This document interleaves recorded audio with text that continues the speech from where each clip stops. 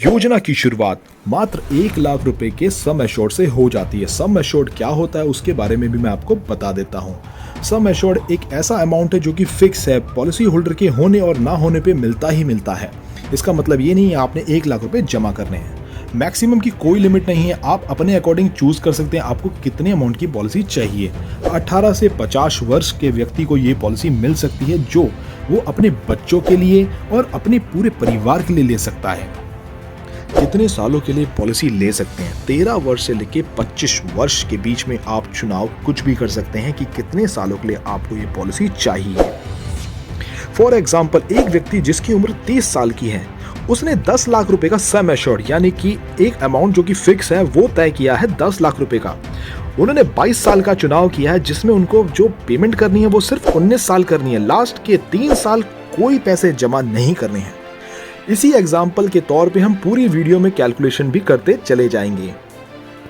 Policy holder ने 22 साल का टर्म चूज किया है। 22 साल बाद जो भी धनराशि उनको मिलने वाली है वो पॉलिसी होल्डर रहें या ना रहे उनके परिवार को और उनको मिल जाएगी, चाहे वो अपनी बेटिया के कन्यादान के लिए इसको प्लान कर रहे हो या बच्चों की आगे की पढ़ाई के लिए, अपने घर के लिए या फिर अपने बुढ़ापे की पेंशन के लिए। इस पॉलिसी की खास बात यह है कि लास्ट के 3 साल कोई प्रीमियम नहीं देना पड़ता है।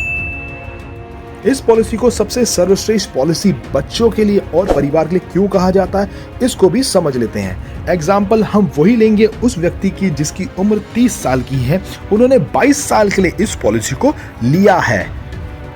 इस पॉलिसी के दौरान 22 साल बाद जो उनको मैच्योरिटी अमाउंट मिलेगा वो होता है 21,62,000 रुपए का। 21,62,000 रुपए वो धनराशि है जो पॉलिसी होल्डर ने फिक्स कर दी है इस पॉलिसी को भरते समय कि इतना पैसा मेरे परिवार को मेरे रहते हुए और मेरे बिना भी मिलेगा ही मिलेगा। कैलकुलेशन समझते हैं। सम एश्योर्ड 10 लाख का जो कि हमने चुनाव किया था, जो हमें मिलना ही मिलना फिक्स था, उसके साथ में 10 लाख रुपए का बोनस और एक फाइनल एडिशन बोनस जो कि 1.5 लाख रुपए का है। कुल धनराशि 21,62,000 रुपए की इस पॉलिसी के अंतर्गत पॉलिसी होल्डर को मैच्योरिटी पे मिलती ही मिलती है। ये तो हुआ नॉर्मल केस। अब हम आगे बात करेंगे अगर पॉलिसी होल्डर के साथ कोई दुर्घटना हो जाती है तो। इन केस ऑफ डेथ हम समझेंगे 22 साल के लिए पॉलिसी होल्डर ने पॉलिसी का चुनाव किया था, तो इन केस अगर पॉलिसी के 3 साल बाद पॉलिसी होल्डर के साथ कोई दुर्घटना हो जाती है तो उसके परिवार को क्या मिलेगा। LIC के हर प्लान में जितना भी आपका सम एश्योर्ड होगा उसका डबल एक्सीडेंटल डेथ की वजह से मिलता है। इस पॉलिसी के दौरान हम एक एग्जाम्पल के तौर पे समझेंगे अगर पॉलिसी होल्डर की मृत्यु एक्सीडेंट की वजह से हो गई है तो उसके परिवार को क्या मिलने वाला है। सबसे पहले तो इस पॉलिसी के अंतर्गत 20 लाख रुपए परिवार को मिल जाते हैं और सेकंड, हर साल 1-1 लाख रुपए का पेंशन, 1-1 लाख रुपए का पेंशन जब तक पूरी पॉलिसी मैच्योर नहीं हो जाती है तब तक परिवार को मिलता रहेगा। तीसरा, हमने जब बात की थी मैच्योरिटी की 21,62,000 रुपए की, जब हमने फॉर्म भरा था तो हमने इस अमाउंट की बात की थी कि पॉलिसी होल्डर रहे ना रहे परिवार को मिलेगा, पॉलिसी होल्डर को मिलेगा। अगर पॉलिसी होल्डर चले जाते हैं तब भी तीसरी बार फिर LIC परिवार को वो मैच्योरिटी अमाउंट देगी। अगर पॉलिसी होल्डर को कुछ हो जाता है तो उनके परिवार को टोटल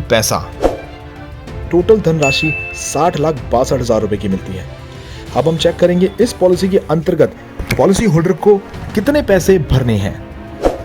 इस पॉलिसी के अंतर्गत पॉलिसी होल्डर को सिर्फ 144 रुपए प्रतिदिन खर्च करने होते हैं। ये कोई बड़ा अमाउंट नहीं है।